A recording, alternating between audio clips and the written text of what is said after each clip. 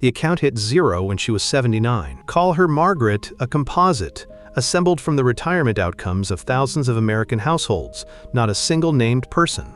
Margaret retired at 65 with $1 million in savings, a paid-off house, and a plan that a dozen calculators had blessed as sound. She was not reckless. She did not chase penny stocks or fall for a scam. She drew down what the standard advice told her to draw down. And 14 years later, the money was gone, while she still had years of living left to fund. Now hold that outcome next to a second file. Down the street lived a retiree the documents will call Harold, also a composite. Harold retired the same year, with the same $1 million. Over the 25 years that followed, Harold's portfolio and Margaret's earned the exact same average annual return. Not similar, identical, same average. Same starting balance. Same withdrawal appetite in dollars. Harold died at 88 with more money than he retired with. Margaret ran out at 79 and spent her last years dependent on a Social Security check that was never designed to carry a whole life. Two people. Same savings. Same average return. One estate, one insolvency. That sentence should not be possible. If you save the same amount and earn the same average, the arithmetic most people carry in their heads says you should end up in roughly the same place.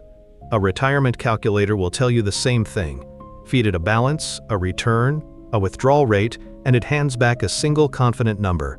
That number is where most planning stops, and that number is exactly where Margaret's plan was already failing, silently, on a day when her balance still looked healthy. This is not a story about a woman who did something foolish. That is what makes it worth taking apart. The failure that emptied Margaret's account is not the failure people fear. It is not low savings. She had a 7-figure balance. It is not a market that collapsed and never came back. The market she lived through delivered a perfectly ordinary long-run average. It is not overspending in the crude sense. Her withdrawals followed a rule that financial planners have recommended for 30 years. The cause is quieter than any of those, and far harder to see while it is happening. It hides inside the one variable the calculators throw away. Not how much the market returned on average, but the order in which those returns arrived. Same average, different sequence. That single difference is enough to end one retirement in poverty and leave the other one wealthy. This is what forensic accountants call a going concern failure. The moment of death arrives years before the balance sheet shows it. By the time Margaret could see the problem in her account statement, the problem had already won. The point where her plan became unsurvivable was not the day the money ran out. It was much earlier, and it looked at the time like a mild disappointment. To find that point, you cannot start at the end. The end tells you nothing except that she failed. The evidence is upstream. Everything that killed this portfolio was already in motion in the first handful of years, which means the autopsy has to begin exactly where the money did. Day 1 of retirement. Rewind 25 years and put both files on the table at the same moment. Not the end, the beginning. The first Monday of retirement, when nothing has happened yet and both accounts read the same 7-figure number. On that first day, Margaret and Harold are indistinguishable. Same $1 million, same paid-off house, same age, 65. Same rough plan to pull income from the portfolio for the rest of their lives. If you photograph the two statements side by side, no analyst alive could tell you which retiree would die wealthy and which would run out at 79. The information that decides it is not on the page yet. So the divergence has to come from something they did or something the market did to them after the photograph was taken. Here is where the forks actually sit. Fork 1 is what the market handed each of them in the opening stretch. Fork 2 is how each of them chose to withdraw against it. These are two separate decisions, and most retirement planning collapses them into one because a calculator only asks for a withdrawal rate and an average return. It never asks what happens if the bad years and the withdrawals land in the same window. Walk the first fork forward. Suppose the market gives Margaret a rough start, 2 or 3 down years right out of the gate, and gives Harold his rough years later in his 70s after 2 decades of growth. Over the full 25 years, the two return streams average out to precisely the same number. Every up year Margaret misses early, Harold gets late. Every down year Harold is spared early, Margaret absorbs. The set of returns is identical, only the order is shuffled. That shuffle is not a footnote. It is the entire case. Now walk the second fork, because this is the one the retiree actually controls. On day one, each of them has to answer a single question. When the portfolio falls, does the paycheck fall with it, or does the paycheck stay fixed no matter what the account just did? Margaret answered the way almost everyone answers. She set a withdrawal in dollars, a comfortable, calculator-approved figure, and committed to taking that same amount, adjusted upward for inflation, every year for life. It felt disciplined. It felt like exactly the kind of steady plan a responsible person makes. That decision, made on a day when her balance looked perfectly healthy, is the decision that will empty the account 14 years later. Harold answered differently. And the difference was not dramatic.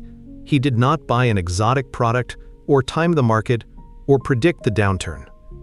He simply built his first day around a different assumption, that the early years were dangerous in a way the later years were not, and that his withdrawals had to be able to bend when the portfolio bent. He arranged his income so that a bad opening stretch would not force him to sell into it. That is the fork. Same amount saved, same average coming.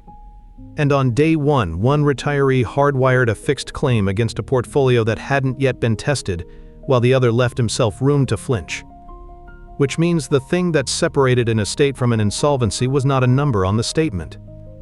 It was a design choice made before either of them knew what the market would do, a choice that stayed completely invisible for as long as the market cooperated.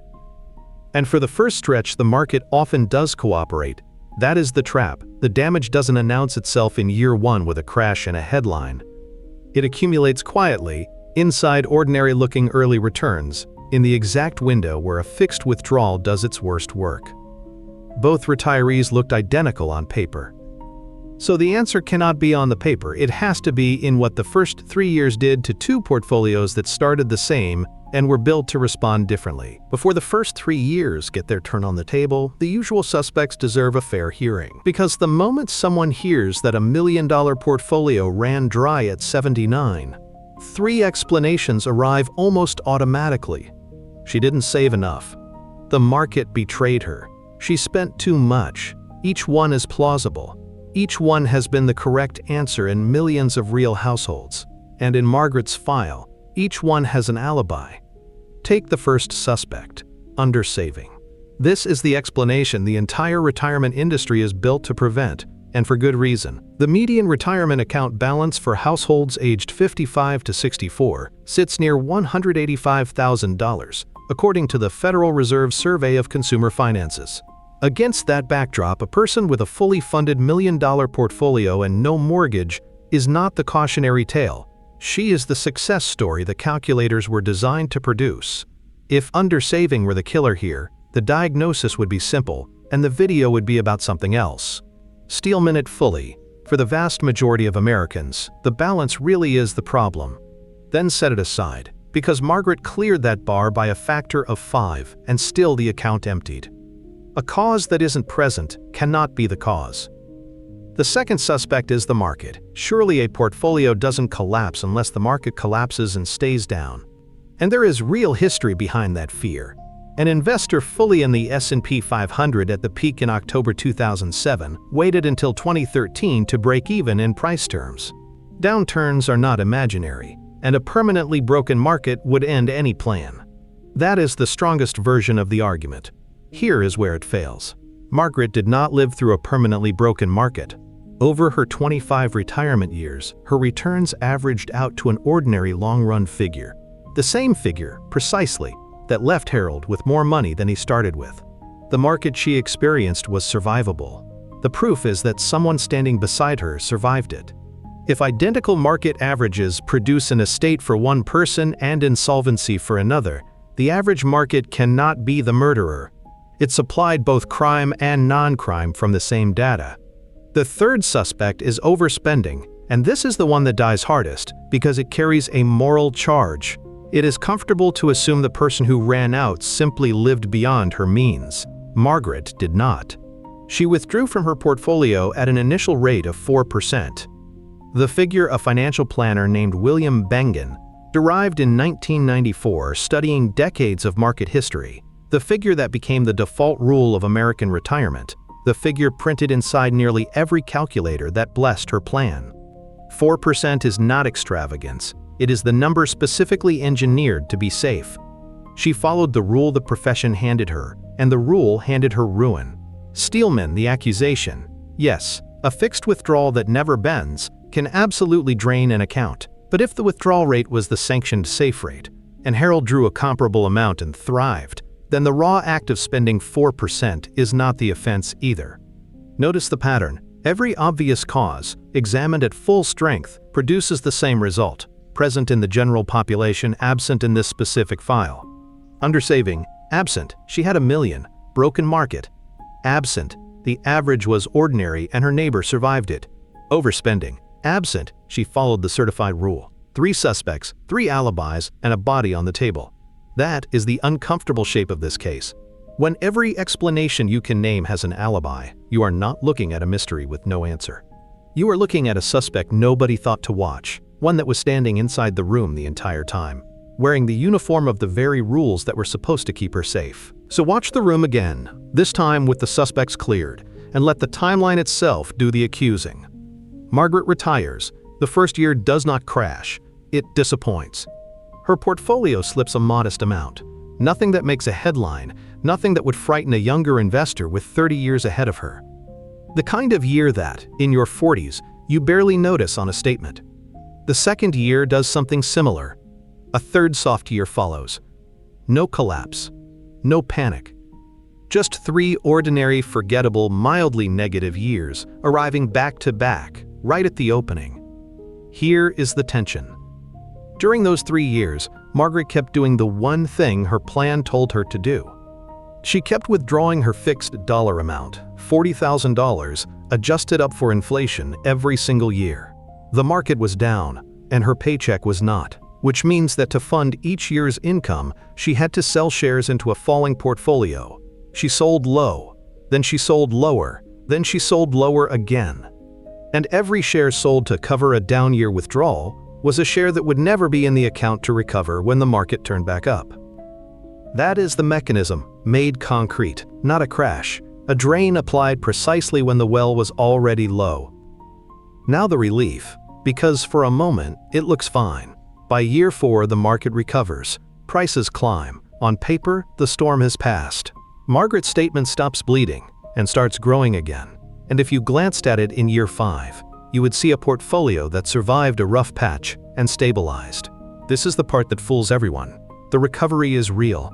The account is still substantial. Nothing on the page screams emergency.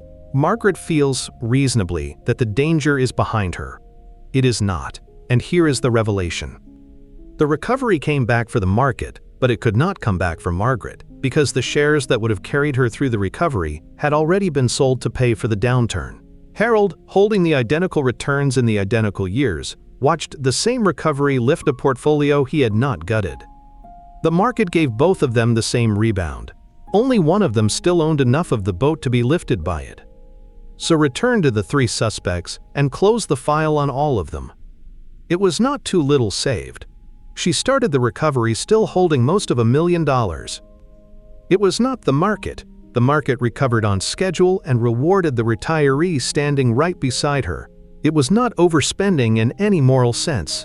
She drew the certified safe rate, the exact figure the rule promised would last.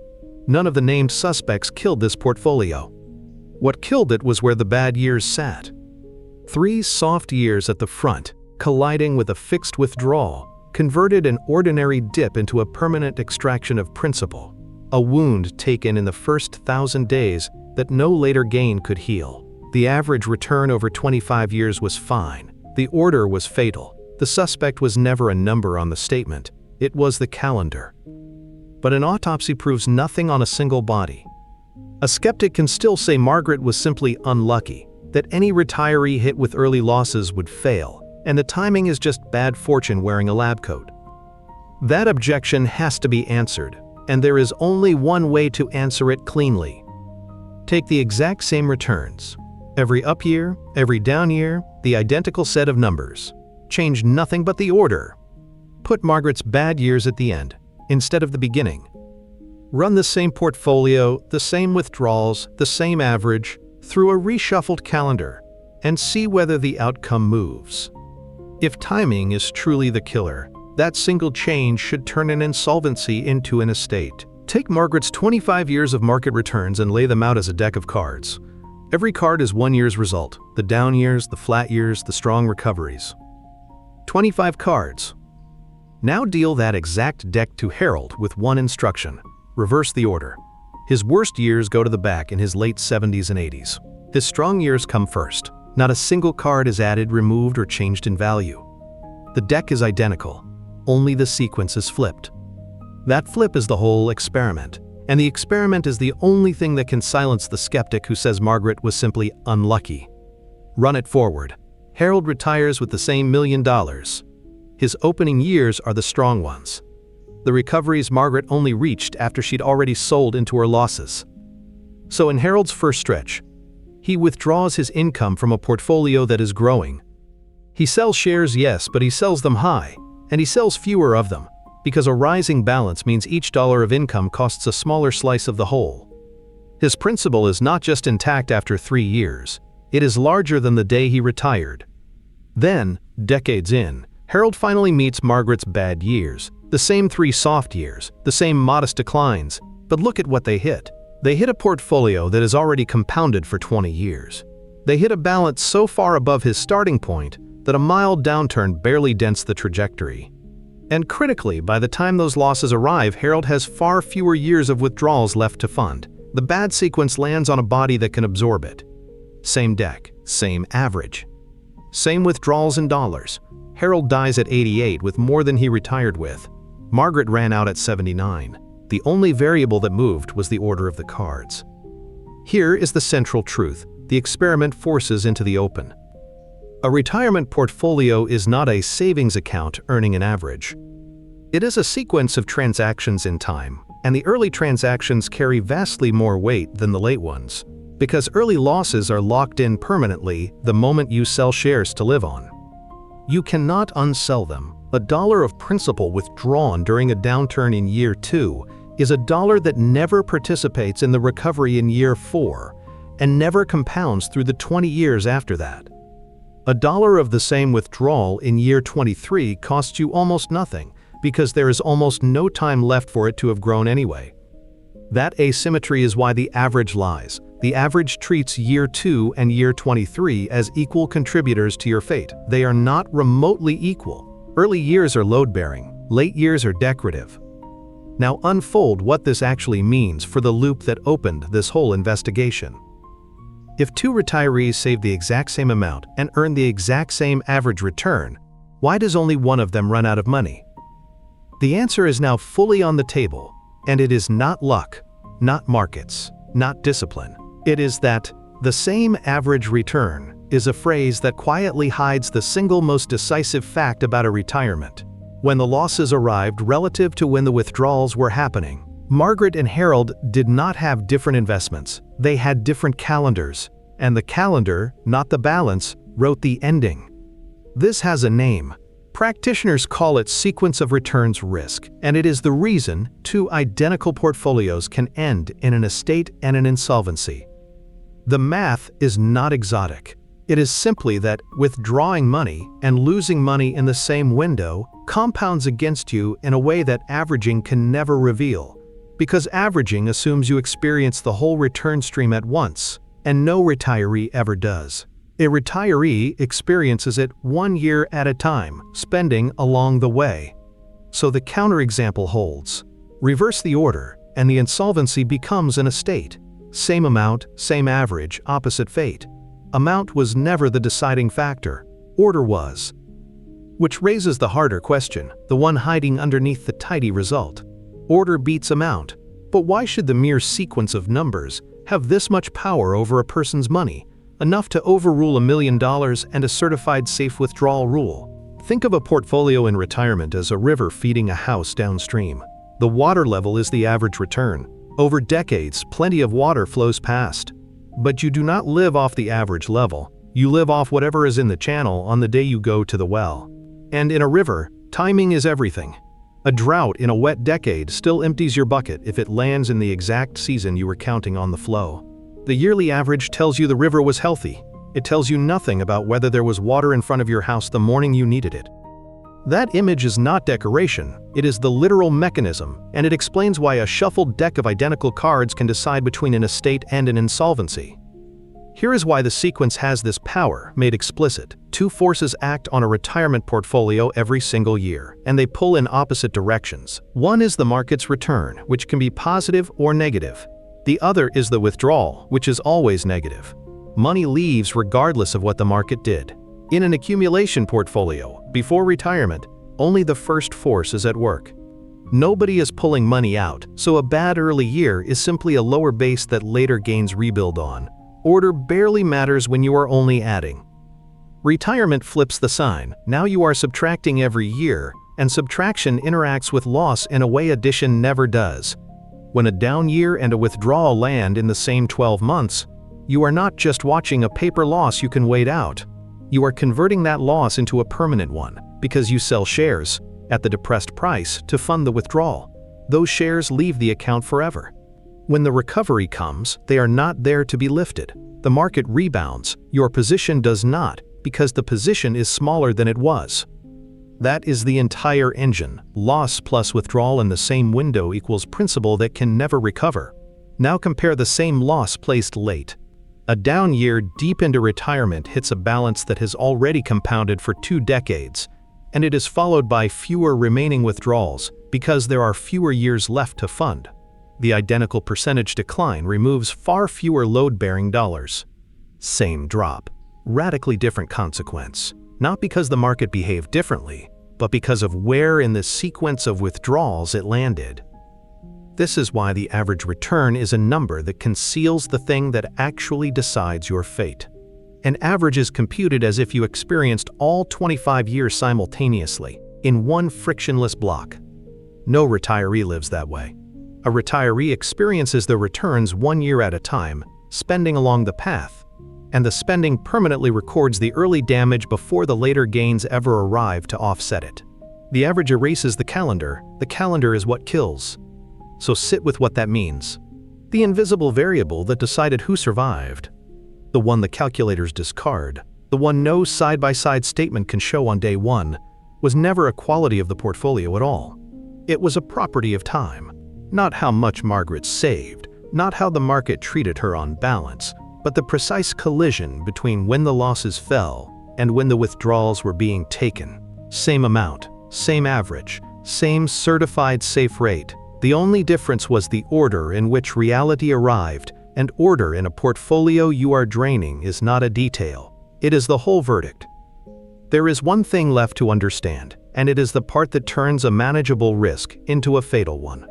The sequence mechanism by itself is neutral. Early losses are dangerous, but a retiree who can respond to them can survive them. What made Margaret's early losses lethal was not the losses. It was that she had committed, on day one, to a withdrawal that could not respond to anything, a fixed dollar figure that kept marching forward at full size precisely while the portfolio was down. The mechanism did not empty her account. The rule she followed did. The rule she followed had a number, and the number was 4%. That single figure is printed inside nearly every retirement calculator in America, and it carries the fingerprints of one man's study. In 1994, a financial planner named William Bengen ran decades of historical market data through a simple question. What is the highest fixed percentage a retiree could withdraw in the first year, then increase for inflation every year after, and still not run out over 30 years? His answer was roughly 4%. Adjusted for detail by later researchers, it became gospel. It became the default. It became the number that told Margaret her plan was safe. But look closely at what that number quietly hides. Bengen's rule describes a withdrawal that never bends.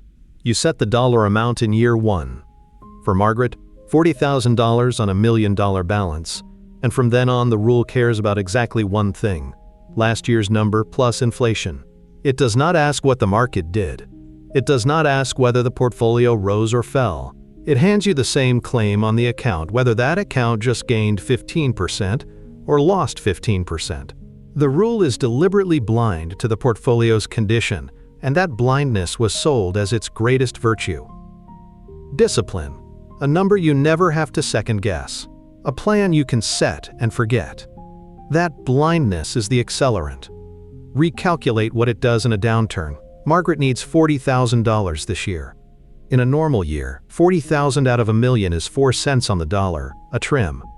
But suppose the portfolio has already slipped to 850,000. The rule still demands its full 40,000, now adjusted upward for inflation to perhaps 41,000.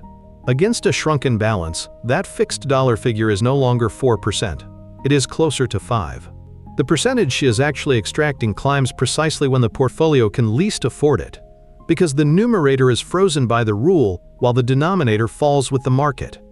That is the trap hidden inside the certified safe number. A fixed dollar withdrawal is a variable percentage in disguise. It withdraws a comfortable slice in good years and a dangerous slice in bad ones, automatically, invisibly, with no decision required from the retiree. The worse the market, the larger the bite. The rule does its most damage in exactly the conditions it was supposed to survive. A second force sharpens the blade: inflation. Bengen's rule doesn't just hold the withdrawal fixed, it grows it. Every year the dollar amount ratchets upward, regardless of what the portfolio did. So in a stretch of down years, Margaret's withdrawal is not merely staying flat against a falling balance, it is rising against a falling balance. The claim gets larger while the account gets smaller, two lines moving the wrong direction at once, year after year, at the front of retirement. Now recall what the sequence mechanism already established. Selling shares into a down market converts a temporary loss into a permanent one, because those shares are gone before the recovery arrives. The 4% rule doesn't merely fail to prevent that, it mandates it, it forces the sale. It stands over the retiree during the worst possible window and insists the full, inflation-adjusted paycheck be extracted no matter what the portfolio just did. Bengen designed the number to protect. In the wrong sequence, it protects nothing and accelerates everything. Here is the uncomfortable resolution. The rule is not wrong on average. Across most historical starting points, 4% survived. That is what Bengen's data showed, and it is true. The problem is that on average is exactly the phrase that hides the retiree who starts into losses. The rule works beautifully for the calendars that cooperate and quietly destroys the ones that don't. Margaret drew the number the profession certified, and the number, meeting a bad opening sequence, turned a mild dip into a spiral she could not see and could not stop. A rule built to protect became the accelerant. And there is a real calendar, a dated one, where America watched it happen in the wild. The retiree who walked out the door in the year 2000. 2 American retirees walk out their office doors carrying the same $1 million, the same plan, the same 4% rule. One leaves in January 2000. The other leaves 3 years later, in 2003. Nothing about them differs except the year printed on the calendar. That single gap of 36 months is enough to hand one of them a comfortable retirement and drop the other into the exact spiral this autopsy has been reconstructing. Watch what the year 2000 retiree walked into. The S&P 500 peaked in March of that year and then fell for 3 consecutive years, the dot-com unwind. From peak to trough, the index shed roughly 49% before it bottomed in October 2002. A retiree who left work in early 2000 spent the opening stretch of retirement not in a mild dip, but in a sustained decline, and the 4% rule stood over that decline, demanding its full, inflation-adjusted paycheck every single year. Sell low, sell lower again. The precise mechanism the earlier files described, now attached to a real, dated market that millions of Americans actually retired into. Now shift the start date by 3 years. The retiree who left in 2003 stepped out at almost the exact moment the market turned. The bottom was behind him. His opening years were the recovery, 2003, 2004, 2005, and onward, the strong stretch that lifted a portfolio he had not yet been forced to gut. Same rule, same withdrawal appetite, same index. He withdrew his income from a rising balance, sold fewer shares to fund each year, and let the early compounding do the load-bearing work. Here is the insight the 2 dates make impossible to argue with. These are not 2 different investors with 2 different strategies. They are the same strategy, the same rule, the same country, separated only by when the door happened to open. The market that punished the first man and rewarded the second is one continuous history. The average return across the full span was ordinary. What differed was the alignment between his first withdrawals and the market's worst years. And that alignment was decided not by skill, not by savings, not by discipline, but by the accident of a start date. Expand that out, because it exposes something uncomfortable about how retirement actually gets timed. Almost nobody chooses their retirement year for market reasons.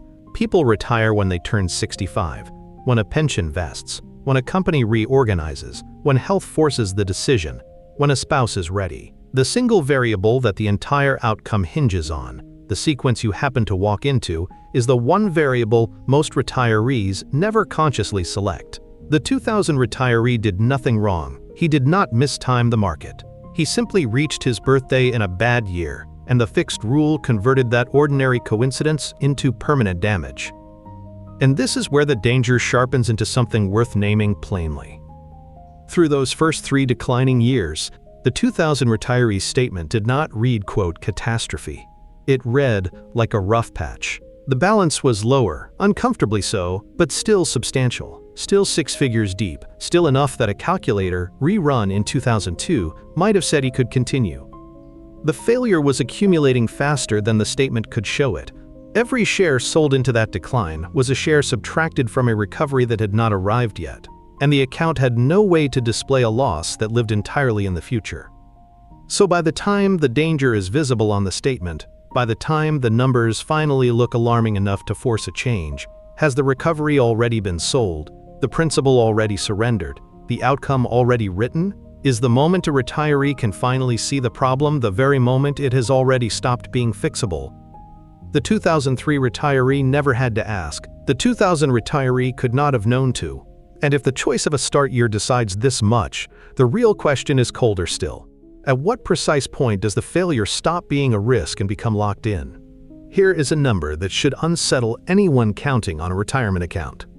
By the time a failing portfolio finally looks failed on paper, the year the statement drops low enough to trigger real alarm, the mathematical outcome was often sealed 3 to 5 years earlier, while the balance still read comfortably in the 6 figures. The visible crisis is a lagging indicator. The actual death occurred upstream, in silence, on a statement that looked survivable. Return to the 2000 retiree and put a number on the wound. He started with $1 million and a fixed inflation-adjusted withdrawal near $40,000. Across the 3-year decline, he sold shares each year to fund income while the index fell toward its 49% drawdown. By the end of 2002, his balance sits somewhere near $600,000, down 40% from the start. To a calculator, that is a bruise, not a fatality. $600,000 still sounds like a lot of money. A planner glancing at it might say, painful, but continue. That is the contrast that decides everything. $600,000 is not the same $600,000 a retiree would have if he had started there. It is a balance that has already surrendered the shares it needed to ride the recovery. The 2003 through 2007 rebound lifted a smaller boat, because the shares that would have compounded through it had already been sold at the bottom to pay for groceries in 2001 and 2002. The market recovered fully. His participation in that recovery had been permanently reduced. The statement in 2002 showed a number. It could not show the missing future attached to that number. Now deepen it, because this is where the point of no return actually lives. There is a threshold. Practitioners sometimes call it the ruin boundary, below which no realistic sequence of future returns can rebuild the portfolio faster than the fixed withdrawal drains it. Above that line, recovery is still mathematically possible. Below it, the account is a going concern in name only. Every future year subtracts more than any plausible market can add back, because the withdrawal is now too large a percentage of a base, too small to compound out of the whole. The critical fact: that boundary is crossed years before the account empties. Margaret crossed it, in the composite reconstruction, somewhere around year 5 or 6, while her statement still showed most of $1 million, and she felt, reasonably, that the worst was behind her. That is the cruelty of the mechanism. The line is invisible. There is no alert, no red number, no day. The statement announces that recovery has become impossible. The account keeps producing paychecks. It keeps showing a balance. It behaves, for years, like a portfolio that is merely wounded rather than one that is already terminal. The retiree who could have acted at the threshold cannot see the threshold. The retiree who can finally see the danger when the balance drops to 100,000, then 50, is looking at it from the far side, where cutting spending no longer changes the ending, only the date of it. So close the question this autopsy has been holding open, by the time the danger is visible on the statement, is it already too late to fix? For the specific failure reconstructed here, the honest answer is usually yes. The moment the numbers look alarming enough to force a change is, more often than not, the moment after the change would have mattered. The window to prevent sequence risk sits entirely inside the calm early years when nothing looks wrong, which is exactly when no one is looking for it. That reframes the entire problem. If the fix cannot be applied after the fall, because after the fall there is nothing left to protect, then the fix cannot be a reaction at all. It has to be a structure. It has to already be in place on the first Monday of retirement, before a single loss has landed, built to respond automatically to a downturn the retiree cannot yet see coming. Which means the survivor did not outreact the market, he outdesigned it before day one. If the failure is sealed in the calm early years, then the fix has to be sitting in the account before the first bad year ever arrives, not a decision the retiree makes under stress. A structure that has already made the decision for him. And the first half of that structure is almost embarrassingly plain. He kept a portion of his money somewhere the market could not touch it. Reconstruct what killed the sequence. The damage came from one specific act: selling shares to fund income during a downturn, converting a paper loss into a permanent one. Break that single act and the whole spiral loses its engine. If the retiree does not have to sell into the decline stays temporary. It becomes a paper loss he simply waits out, exactly the way a younger investor with a paycheck waits it out. The market falls, the shares stay in the account, the recovery arrives, and the shares are still there to be lifted by it. So the mechanism of the fix is not about earning more, it is about controlling the source of each year's income. The buffer is a reserve, call it 2 to 3 years of living expenses, held in cash and short-term instruments that do not fall when stocks fall. Money market funds, short treasuries, a high-yield savings account, assets whose entire job is to be boring and available. This reserve is not there to grow. It is there to be a valve. Here is how the valve works, made concrete.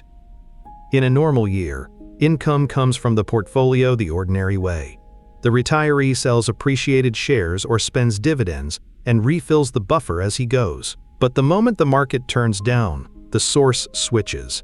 He stops selling shares entirely and draws his living expenses from the cash buffer instead. The stock portion is left completely alone during the decline. Not sold, not touched, not disturbed. Then, when the market recovers, he sells into strength to refill the buffer he spent, replacing the cash only after prices have climbed back, never during the fall. Consider the 2000 retiree again, and hand him this structure on day one. He walks into the same 3-year decline. But now, when the market drops in 2001, he does not sell a single share to eat, he lives off the buffer. In 2002, the market is still down. He lives off the buffer again. The stock portfolio, the thing that would have been gutted, sits untouched through the entire drawdown. When the recovery comes in 2003, his shares are all still there to ride it. The buffer bought him the one thing the fixed withdrawal retiree never had: the ability to not sell at the bottom. That is the entire function. A cash buffer converts a sequence risk into a patience problem. It changes the question from, "What did the market do this year?" to, "Can I wait?" And for 2 or 3 years, a well-sized buffer means the answer is yes. But now the honest limit, because a buffer sold as a cure, would be a lie. A buffer is a fixed reservoir. It holds 2, maybe 3 years of spending. A bad opening sequence is often exactly that long. The 2000 decline ran 3 years, and it can run longer. What happens when the downturn outlasts the cash? The buffer empties. The retiree is forced back into selling shares, and if his withdrawal is still a rigid, inflation-ratcheting dollar figure, the spiral simply resumes on schedule, delayed but not defeated. The buffer alone can be outrun by a long enough bad stretch. So the buffer is necessary, and it is not sufficient. It handles the timing. It does nothing about the size of the claim itself. A retiree drawing a fixed $40,000 into a multi-year decline will drain any reasonable reservoir and land right back at the well, selling low, just a few years later than Margaret did. Which exposes the second half of the structure, the part that decides whether the time the buffer buys actually turns into survival or just a postponed collapse. A buffer buys time, but only a flexible withdrawal turns time into survival. What did the surviving retiree actually do on his first Monday that the other one didn't? Not the buffer, that only bought him time. The decision underneath the buffer, the one that turned time into survival, was this: he refused to promise the account a fixed paycheck. He built his income to listen to the market instead of ignoring it. Watch the two structures collide in the same bad year. Margaret's rule says $40,000, adjusted up for inflation, no matter what.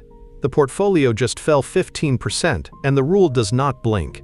It demands its full claim against a shrunken base, and the percentage she extracts silently climbs from 4 toward 5, right when the account can least afford it.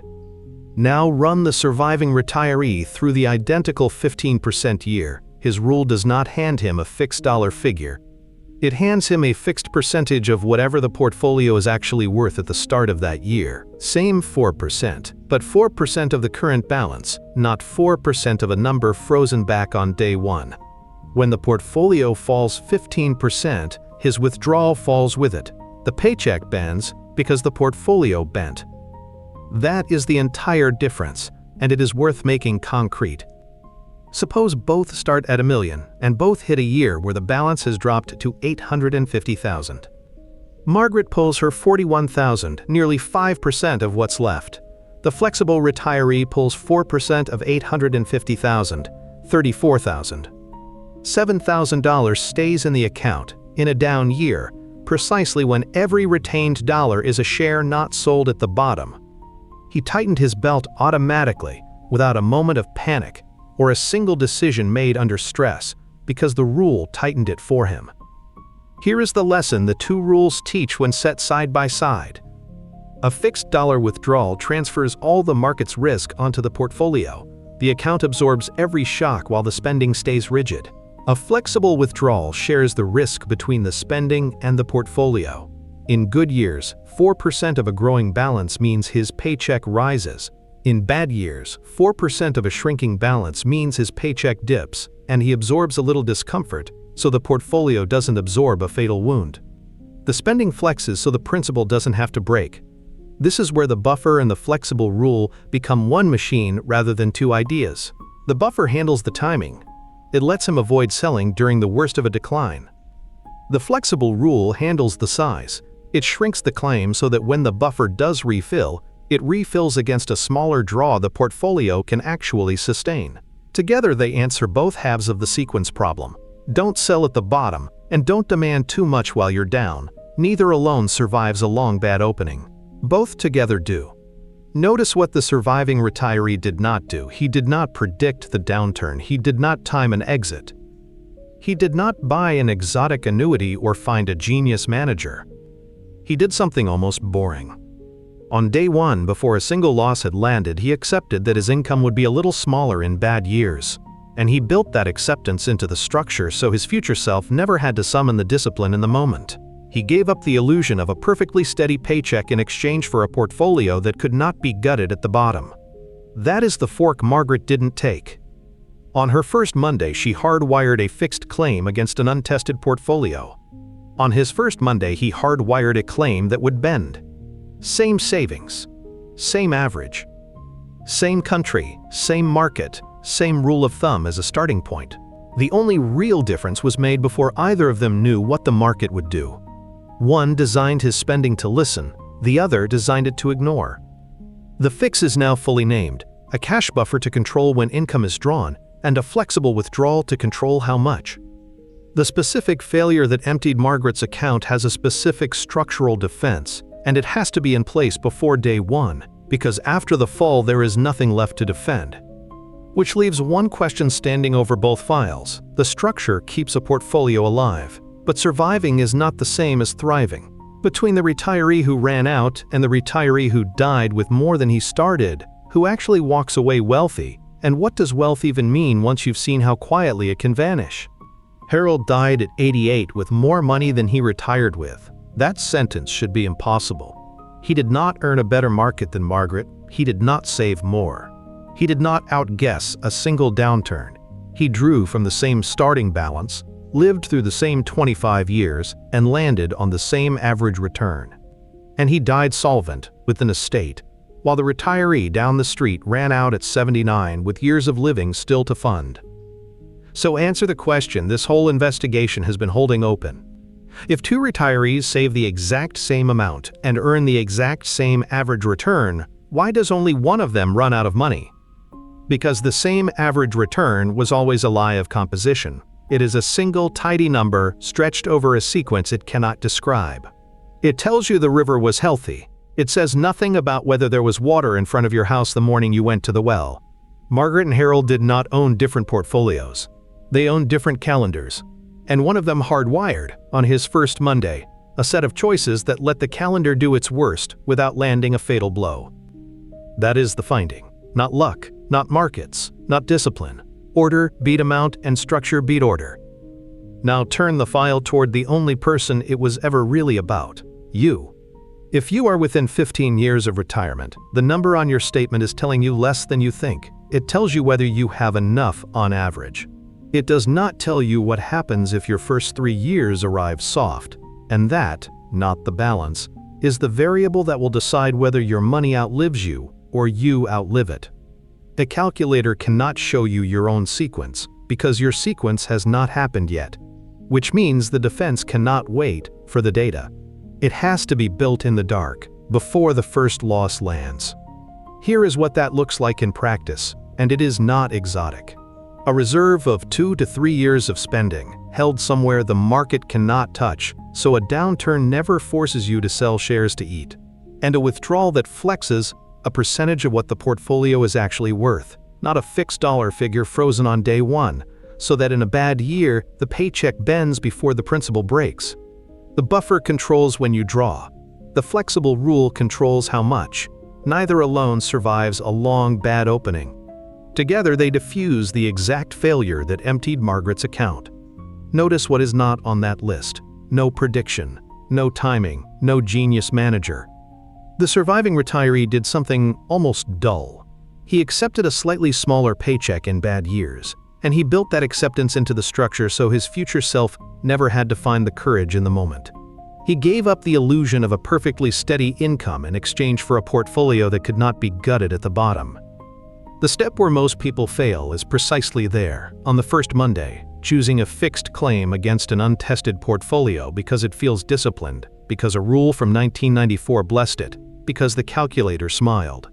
That is the moment to look at differently, not the crash, the calm. Wealth, it turns out, is not the largest number you ever see on a statement. It is the number that is still there when you are 88. Anyone can be rich for a decade. The harder thing, the thing this entire autopsy was about, is building an income that cannot be quietly killed by the order in which reality arrives. Look at your own first Monday, whenever it comes, and ask which claim you are about to wire in, the one that ignores the market or the one that listens. This is education, not personalized advice.